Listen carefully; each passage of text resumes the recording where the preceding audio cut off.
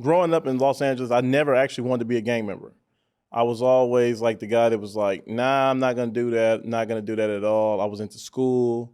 I actually wanted to be a criminal defense attorney. I wanted to be the next Johnny Cochran, which is funny, right? Because I eventually needed a Johnny Cochran for me. But the reason behind me getting joining a gang actually was that there was a guy that had a problem with me for whatever reason. And I remember one day we got into an altercation and he called me out of my name, but little did he know I was boxing at the time and my trainer was a silver glove boxer. And so I'm like, all right, I'm about to kick this dude's ass. It's gonna be light work.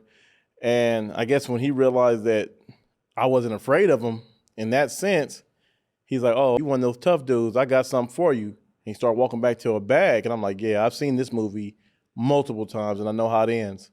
Not gonna be a part of the script. So I left and I was training for boxing at the Lennox Youth Center in South Los Angeles.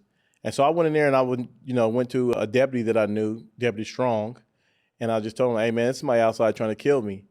And I thought, thinking back in life, when I was in prison, I thought back about that situation and I was like, it goes to show how warped the whole culture of Los Angeles is, because here it is, I'm going to a cop to tell him about my life being in danger. And he's like, well, just wait in here for a little bit. Not let me get you in the car, let me drive you home or anything like that. It was just waiting here for a little bit. So I waited a little bit, ended up leaving.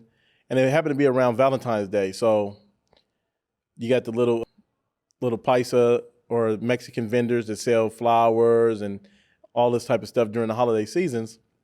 So I was like, you know what? I'm gonna buy my mom something, but it's gonna be a twofold, because it was a glass vase with roses in it. I'm like, if this dude happens to jump out of some type of cut, I'm gonna just bash him over the face with it real fast and get the hell up out of there. So I didn't see him. I kind of got tired of like always looking around when I was going somewhere or just making a walk through the neighborhood. And I knew where this older guy from Raymond Crip lived at, which is the gang that I eventually joined. His name was Big Mad One. And I just simply walked up to him. I said, hey, you from Raymond Crip, right? He's like, yeah, what's up? And I was like, hey, look, it's a dude. He got beef with me. I need a gun so I can kill this dude just to get him out of the way. And as I say that, I understand how callous and everything else bad that sounds, but that just was the only way that I believed that I could handle that situation at the time. I tried to go, do the square way, as they would call it, and, go to an authority.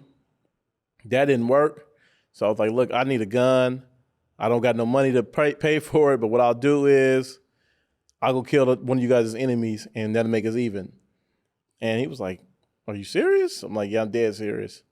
And he was like, nah, you finna be from the hood, and that's how it started. I just started hanging out with Big Mad One from Raymond Crip, and before you knew it, I was Lil Mad One.